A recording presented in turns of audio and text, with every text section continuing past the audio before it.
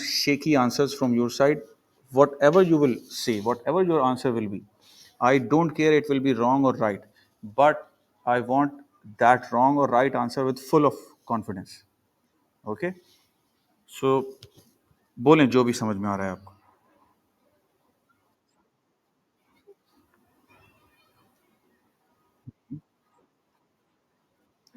Exactly.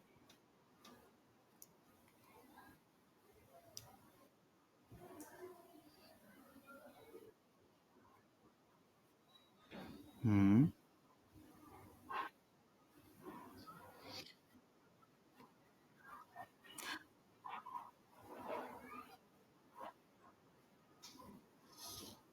Excellent.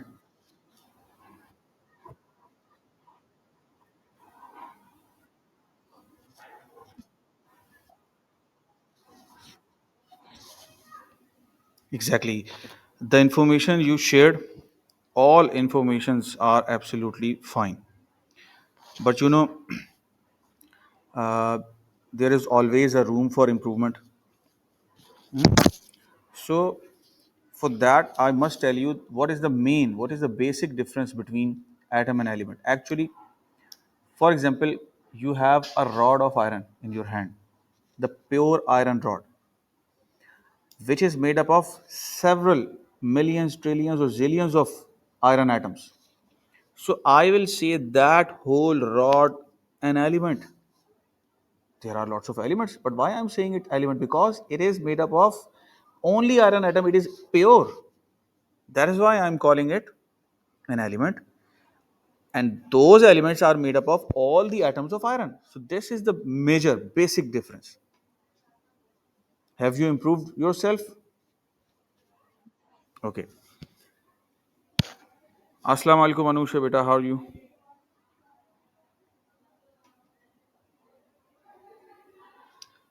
I think Anusha is unable to listen us. Okay, lecture is on recording. No problem. Okay, beta. So a very short, brief introduction regarding what is inside an atom. An atom is the smallest uncharged particle that can undergo a chemical change. उसके साथ chemical change हो सकता है. How? By losing or gaining of electrons. Okay, smallest uncharged particle, or you can say smallest indivisible particle as well. What is inside an atom? Three things: protons, neutrons, and electrons.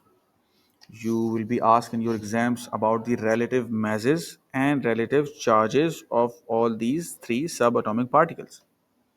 Proton have a charge, a positive charge, and a relative mass is 1. What about neutron?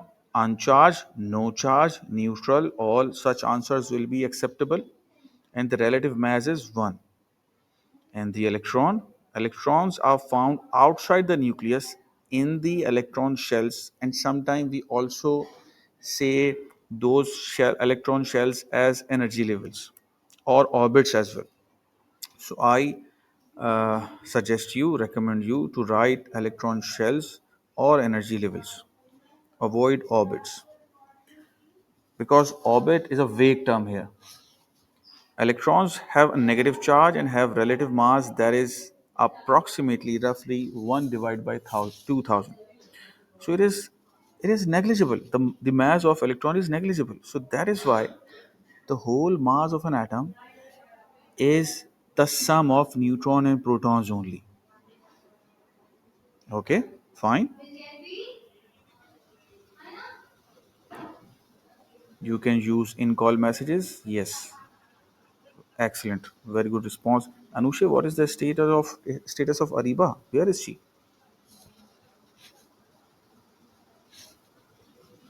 Do you have any information she is going to miss his class, her class? Okay, okay. So time to have exam tip. Watch out.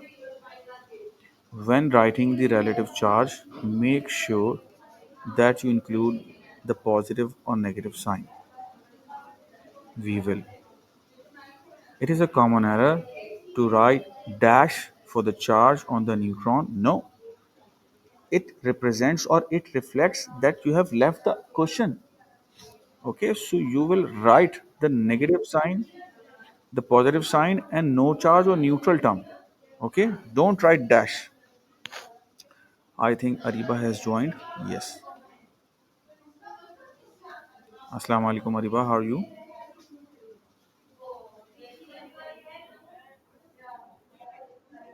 Okay, lesson was on recording, so inshallah you will not miss anything.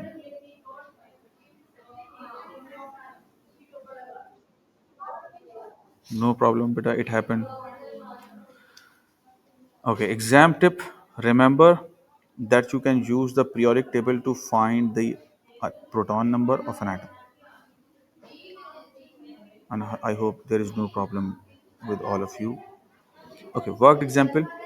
You will see such question that complete the table to show the relative mass and relative charge of proton, neutron, and electrons. Do you have any problem in it? If not, so I'll move forward.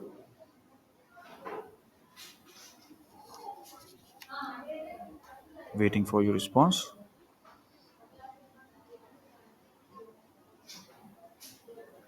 Okay, no problem, no problem,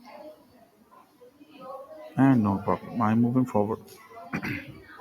So as we all know that atoms are uncharged particles. Let me give you an example of a past paper question.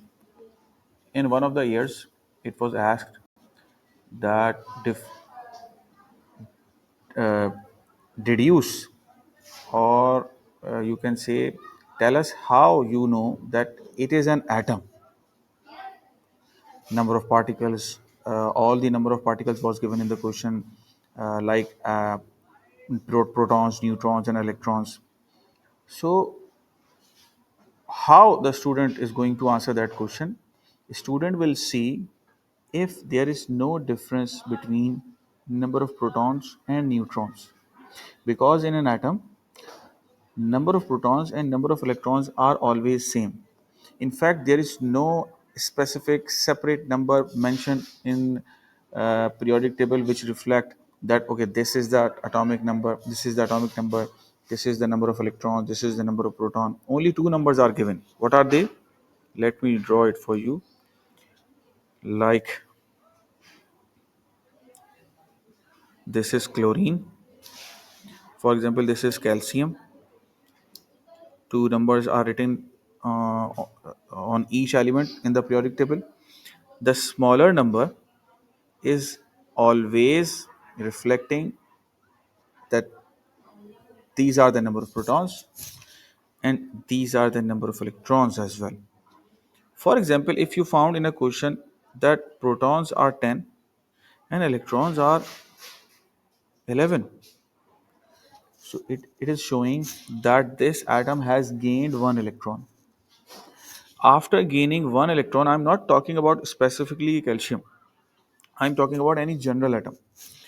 So, for example, an atom gain one electron. So that X element will gain one negative charge. So now we cannot say a charged particle an atom. We will call such particle as an ion. Are you getting my point? In this case, it is an anion. And if you found an element having 10 proton but 9 electrons, so you will write in this manner like X is one positively charged, because whenever an atom will lose electron it will become positively charged. So now we cannot not say this charged particle an atom, it will be called an ion, and in this case it is a cation. Understood? Please give your response. Excellent, very prompt responses from all of you. Keep it up. Okay, so an atom is a uncharged particles because number of protons and electrons are equal. I am erasing it.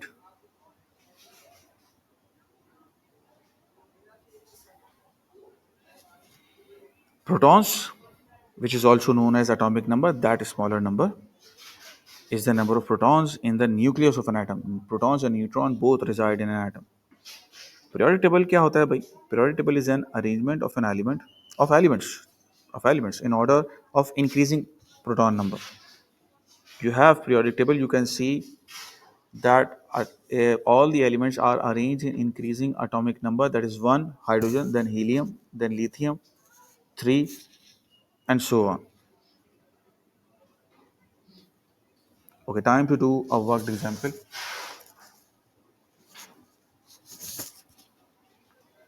Are you ready for the worked example? Good. An atom has 26 protons. An atom has 26 protons. State the number of electrons in this atom. Oh, same number of electrons. That is 26.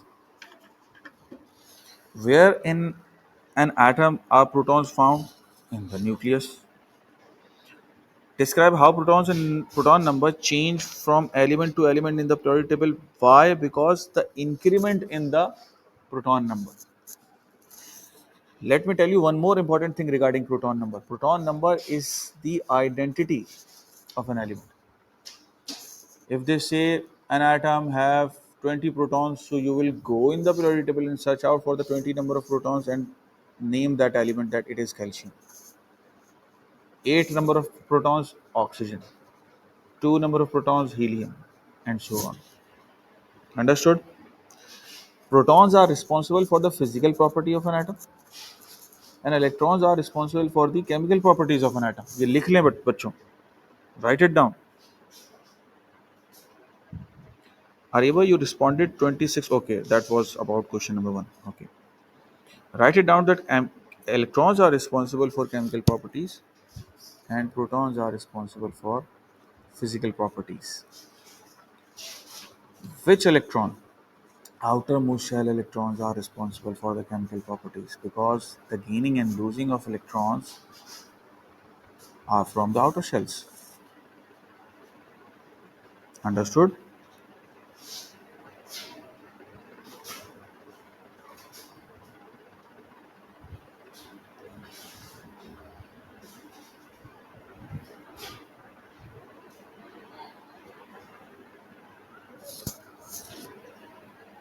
All right, we are moving forward. Now we have understood, we have the concepts, we have done the worked example. Time to do a question, time to apply the knowledge. So it's your turn. Please proceed. Name the parts of an atom with the following descriptions: A, B, C, D, E. You can attempt your answers in call messages. Please proceed.